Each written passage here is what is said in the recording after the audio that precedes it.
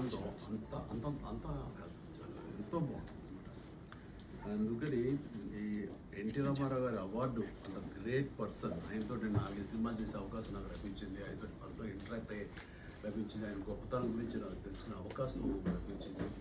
అంతటి మహనీయుడి యొక్క అవార్డు, ఆయన పేరులో ఉన్న నేషనల్ అవార్డు నాకు ఈ రోజున రావటం అనేది తెలంగాణ ప్రభుత్వం నాకు అందజేయటం అనేది అది నేను చాలా అద్భుతమైనటువంటి ఇదిగా నేను ఫీల్ అవుతాను. అండ్ ఎందుకంటే గ్రేట్ అచీవ్మెంట్ ఏముంటుంది. మీరు 150కి పైగా సినిమాల్లో నటించారు. ప్రతి సినిమా కూడా మీకు ఒక ఛాలెంజ్. మీ డాన్సింగ్ స్టైల్ కూడా చాలా యూనిక్గా ఉంటుంది, చాలా ఎనర్జెటిక్గా ఉంటుంది. ఫస్ట్ మూవీ నుంచి ఇప్పటి వరకు కూడా అదే ఎనర్జెటిక్గా మీరు డ్యాన్స్ చేస్తూ ఉంటారు. ఒక రకంగా చెప్పాలంటే బహుశా యువ హీరోలందరూ కూడా అసూయ పడతారేమో మీ డ్యాన్స్ చూసి. మీ ఎనర్జీ సీక్రెట్ ఏంటి? ప్రజాబలం, ప్రేక్షక బలం. వాళ్ళు అందించే ప్రశంసలే ఎప్పటికప్పుడు నీకు నూతనోత్సాహాన్ని ఇస్తుంటాయని నా ప్రధానంగా నమ్ముతుంటాను అనమాట. ఏదైనా చేస్తున్నప్పుడు ఒకటి నాకు సాటిస్ఫైయింగ్గా ఉండాలి, రెండవది తెర మీద అది ప్రేక్షకులు ఎలా అలరిస్తుంది అనే ఊహ అందితేనే వాళ్ళ అది నాకు ఎల్లేని ఎనర్జీని ఇస్తుంది.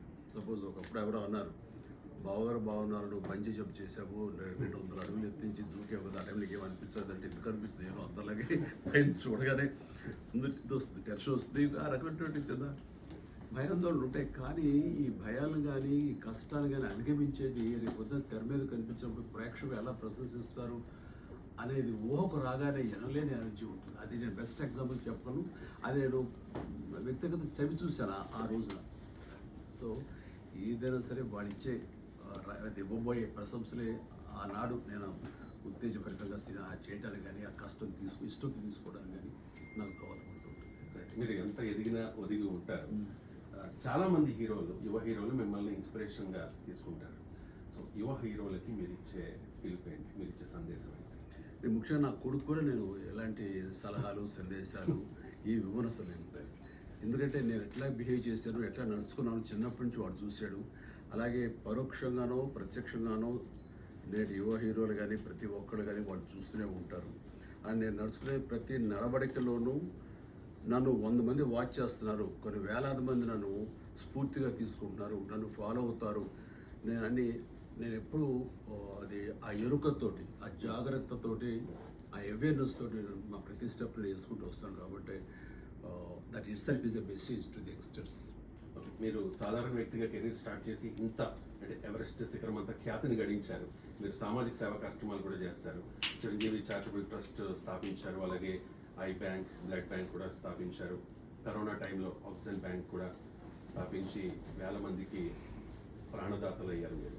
సో రక్తదానం చేయండి, ప్రాణదాతలు కండి, నేత్రదానం చేయండి, మరోసారి జన్మించండి, మరోసారి జీవించండి అని చెప్పి మీరు ఇచ్చిన పిలుపుతో వేలాది మంది, లక్షలాది మంది ఇన్స్పైర్ అయ్యారు. సో మీ సేవా కార్యక్రమాల గురించి.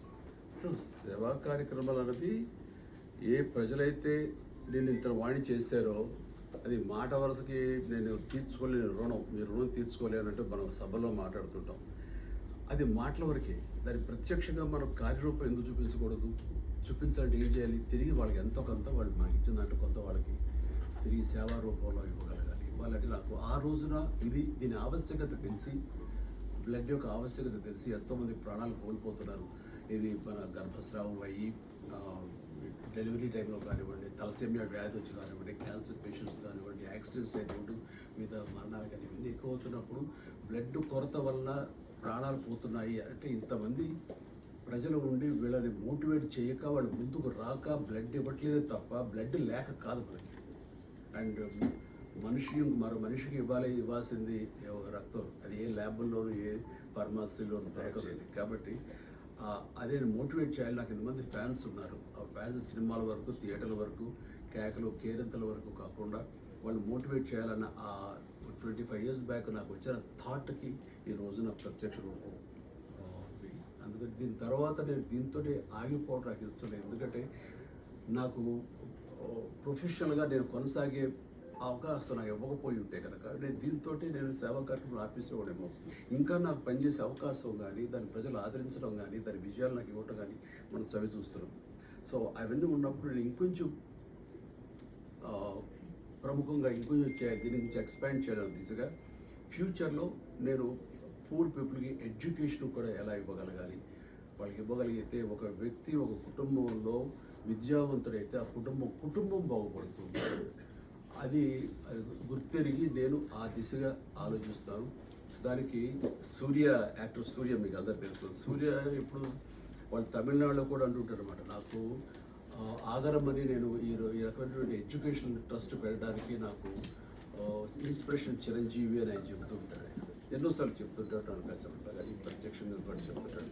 అలాంటి ఆయన చేసే ఎడ్యుకేషనల్ సేవా కార్యక్రమాలు, విద్యాదానం అన్నది నన్ను ఎంతో మోటివేట్ చేస్తుంది. దీనికి అంతా ఒకప్పుడు నేను నీకు ఇన్స్పిరేషను, ఇప్పుడు నువ్వు నాకు ఇన్స్పిరేషన్ అయ్యావు. నీ దగ్గర ఆ నమూనా కానీ ఆ మోడస్ ఆపరేండి తెలుసుకొని నేను ఇదే కార్యక్రమంలో మన 2 రాష్ట్రాల తెలుగు ప్రజలు కానీ నీడీ పీపుల్ ఎక్కడున్నా సరే దేశవ్యాప్తంగా వాళ్ళకి ఎడ్యుకేషన్ ఇవ్వాలనుకుంటున్నాను. కాబట్టి నా ఫ్యూచర్ కార్యాచరణ ఎడ్యుకేషన్, పూర్ పీపుల్కి, నీడీ పీపుల్కి. ఫైనల్ రాజకీయాల గురించి అయితే మాట్లాడను కానీ రీసెంట్ గా పవన్ కళ్యాణ్ గారు, ఆంధ్రప్రదేశ్ ఉప ముఖ్యమంత్రి పవన్ కళ్యాణ్ గారు కామెంట్ చేశారు, నా దృష్టిలో చిరంజీవి గారే ఈ హీరో అని. మీరు పవన్ కళ్యాణ్ గారు కూడా మీరే హీరో.